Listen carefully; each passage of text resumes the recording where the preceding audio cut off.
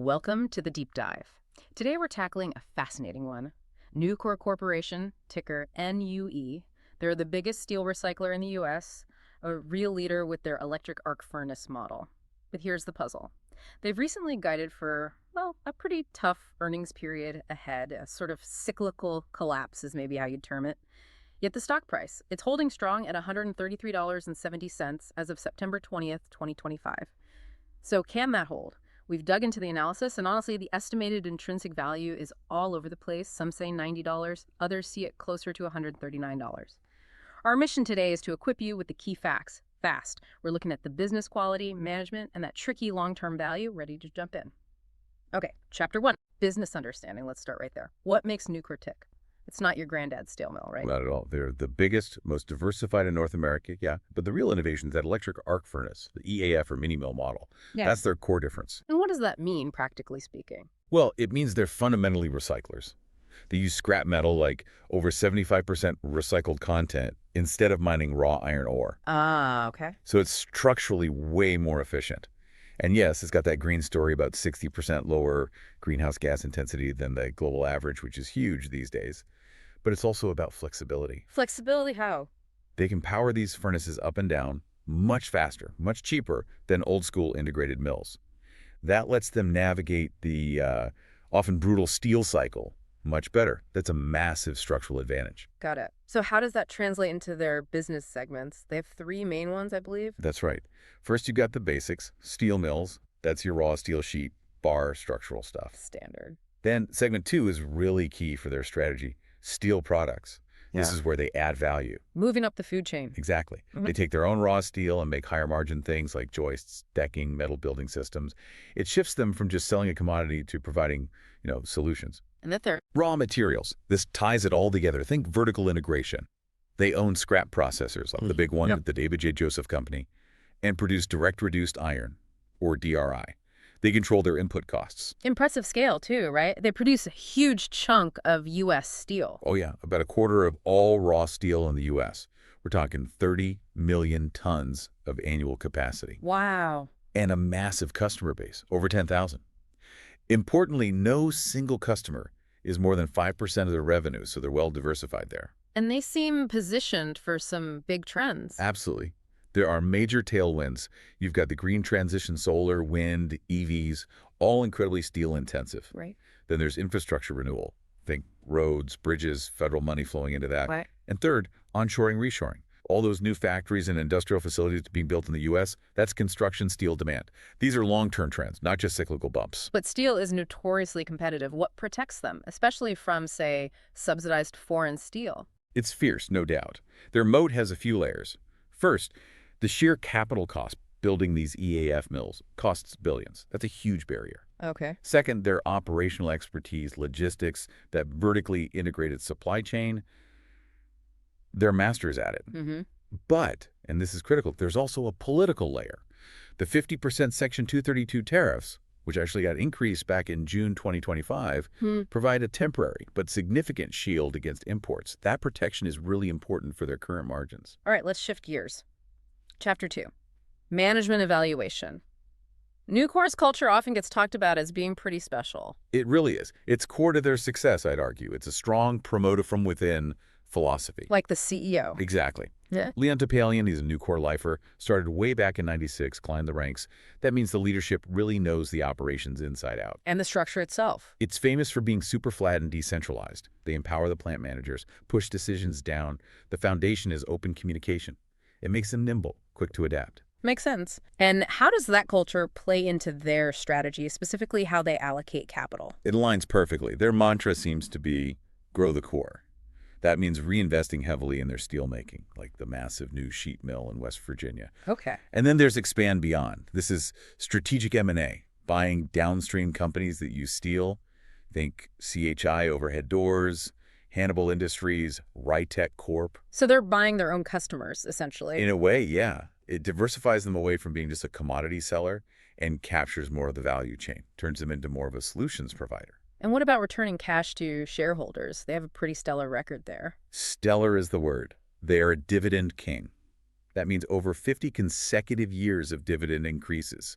That's through multiple recessions, multiple steel cycles. It says a lot. Wow, 50 Yeah. years. The current annualized dividend is $2.20 per share. Their official policy is to return a minimum of 40% of net earnings through dividends and opportunistic share buybacks. They returned nearly $1 billion year-to-date in 2025 that way. Okay, let's talk performance metrics. Return on invested capital, ROIC. That must swing wildly in this business. Oh, absolutely. It's the classic cyclical story. You saw ROIC peak at an incredible 39.2% back in 2021 during the boom. Right. Now it's normalized way back down. Trailing 12 months, it's sitting around 6.0%. So how do you judge that? You have to look through the cycle. Yeah. The key isn't the peak or the trough ROIC. It's whether the average ROIC over the entire cycle stays comfortably above their cost of capital. And does it? Historically, yes. That positive spread averaged out is where they consistently create value. That's the mark of a high-quality cyclical operator. Perfect lead into the numbers. Chapter 3, financial analysis. You really have to keep that cyclical lens on here, don't you? You absolutely do. Otherwise, the short-term picture can be really misleading. Just look at the last 5 years, 2020 to 2024. It's a roller coaster. Revenue went from about $20 billion in 2020 Yeah, then exploded. to a peak of $41.5 billion in 2022, and now normalizing back towards, what, $30.7 billion in 2024? Exactly. And margins did the same dance. Gross margins were over 30% in 21 and 22. Huge numbers for steel. And now? Compressed sharply. Down to 13.4% in 2024, and the latest trailing 12 months figure is around 10.5%. Net income followed the same path, peaked at $7.6 billion in 22, fell back to $2 billion in 2024. Classic cycle. Okay, what about free cash flow? That's often seen as a key health metric. Right, and it tells an interesting story here. FCF also peaked massively in 2022 at $8.1 billion. Wow. But then it dropped off a cliff, down to just $0.82 billion in 2024. That sounds alarming. It looks alarming, but you need the context. A big reason for that drop is strategic. It reflects Nucor deliberately ramping up capital expenditures, spending heavily on those new mills during the downturn. Counter-cyclical investment. Precisely. They're using their financial strength to invest when others might be pulling back. It eats into near-term FCS, but it shows their confidence in the long game. And they can afford to do that because of their balance sheet. Exactly. They have what analysts consistently call a fortress balance sheet. Their debt-to-equity ratio is incredibly low, 0.32. That's down from 0.50 just a few years ago. Minimal leverage. Gives them options. Huge options. Plus, their current ratio is 2.83. Very healthy liquidity. They can fund these massive projects without financial stress, unlike more leveraged competitors. Which brings us back to valuation and that PE ratio we mentioned. Yeah, the PE paradox. It trips up so many investors in cyclical stocks. Explain that again. The current PE is high, right? Around 24. Right, 24.1 on a trailing 12-month basis. That looks expensive. Why? Because the earnings are currently depressed. TTM EPS is only $5.59. But back in 2022. Back at the peak of the cycle, earnings were huge. So the PE looked dirt cheap. It was down around 3. So buying them looked like a bargain. Looked like it. But you're buying peak earnings right before they collapsed. Buying cyclicals on a low PE often means buying at the absolute top. So the high PE now actually reflects. It reflects the market looking through the trough. Investors recognize Nucor's quality and are pricing in a recovery to more normalized, higher earnings down the road. That's why the stock holds up, even with weak near-term guidance. You have to normalize earnings over the cycle to value these companies properly. Okay, before we get into how the market is viewing Nucor right now, just a quick note. We're diving deep into all the S&P 500 stocks here over the next few months. If you want to get ahead and see deep dives like this one prioritized for the tickers you care about, become a member for just $4.99 a month. Like and subscribe to Stock Analytics AI. And hey, if there's just one specific company you're curious about, dropping us a super thanks is a great way to request a one-off deep dive. Okay, back to Nucor. Let's talk market sentiment. That's Chapter 4. What's the mood on Wall Street towards NUE, especially after that recent guidance? Well, despite the guidance miss, the overall analyst view is still remarkably positive. The consensus rating is actually a strong buy. Really? Strong buy. Yep. Based on the analyst broker rating, or ABR, it's 1.46, which is firmly in strong buy territory. Out of 14 analysts covering it, 10 rate it that way. And price targets. The average 12-month target is around $160. That implies, nearly 20% upside from the current $133.70. But there's a wide range, from $140 on the low end up to $191. So analysts are looking past the near-term dip. Seems like it. They're focusing on the longer-term story, those tailwinds we talked about. But that Q3 guidance, issued September 17th, that did spook the market a bit, didn't it? Guiding $2.05 to $2.15 EPS versus the $2.60 expected. Oh yeah, definitely a near-term headwind. The reason given was margin compression, which fits the cyclical normalization story. The stock took a hit on that news. Okay, what about other indicators like short interest? That's interesting. Despite the weak guidance and the cyclical downturn, short interest is actually very low. It's only about 2.5% of the float. How does that compare? It's well below the peer average, which is closer to 5.7%. So it suggests there isn't widespread bearish conviction building against the stock. Not many are betting heavily on it falling further. And technically, where does the chart stand? Well, short term, it's definitely in a downtrend. The price, $133.70, is below the 50-day moving average, which is around $142.95. But crucially, it's still holding just above the long-term support level, the 200-day moving average, which sits at $128.63. That's a key line in the sand for technical traders. Holding above it suggests the longer-term uptrend might still be intact, despite the recent weakness. Moving on to Chapter 5, ownership structure.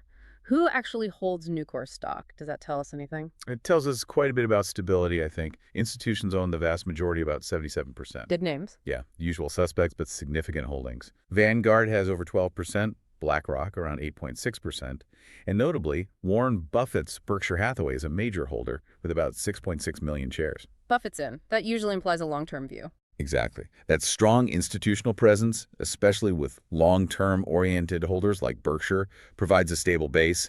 They're less likely to panic sell on short-term news. Okay, but what about insiders? The management team, the board? Now that's where we see a bit of a contrast. It's actually a cautionary flag, potentially. Insider ownership is quite low, less than 0.5%, 0.46%. Low, okay. And activity? Buying or selling? That's the interesting part. Over the last 6 months, looking at open market transactions, there have been 15 sales by key executives. This includes the CEO. 15 sales. And buys? 0. No open market purchases by insiders in the last 6 months. What do you make of that? Well, you never want to read too much into insiders selling. People sell for many reasons. But the pattern, multiple execs selling, 0 buying at these price levels, it does raise a yellow flag. It suggests that the people who know the company best might view the stock as, well, perhaps fully valued around this $130 to $135 range. Doesn't scream undervalued bargain from their perspective, apparently. Okay, let's crystallize the risks. Chapter 6, risk assessment. Maybe a quick SWOT style.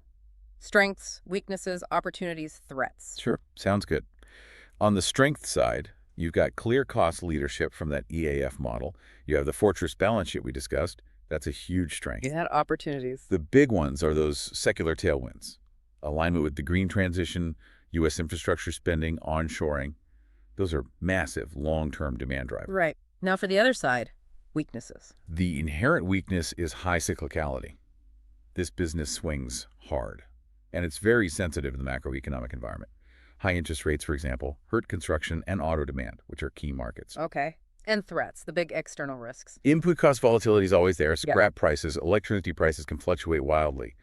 But the single biggest threat, the elephant in the room, is political. The tariffs. Exactly. A reversal, or even a significant reduction, of those 50% Section 232 protective tariffs would be a major blow.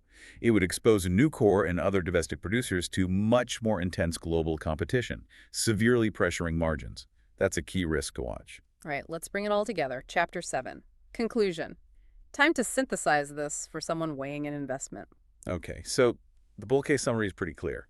Nucor is arguably the best-in-class steel operator in North America.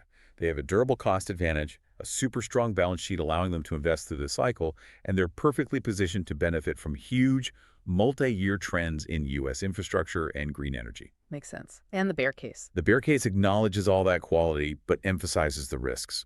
The company is still fundamentally cyclical, and right now it's clearly experiencing earnings normalization and margin compression that Q3 guidance proved it. Plus, you have that significant political risk around tariffs, and the insider selling adds a layer of caution about the current valuation. So, back to the valuation puzzle we started with. That $90 to $139 intrinsic value range, with the stock at $133.70 today. Right. The price is undeniably sitting at the high end of that estimated value range, especially based on current depressed earnings. So the final outlook. Look, Nucor is a high-quality, well-managed industry leader, no question. But it's facing real near-term headwinds.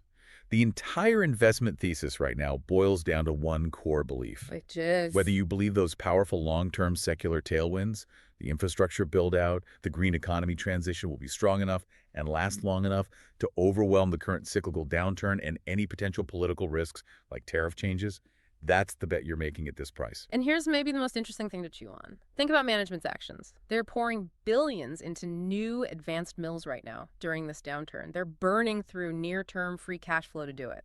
Actions speak louder than words. That suggests they see this downturn as a trough, maybe even deep one, and they are positioning for massive future demand they believe is coming. So the ultimate question for you is, do you share that conviction? Are those American infrastructure and green revolution tailwinds powerful enough to justify Nucor spending that cash now and justify the stock trading near the top of its valuation range?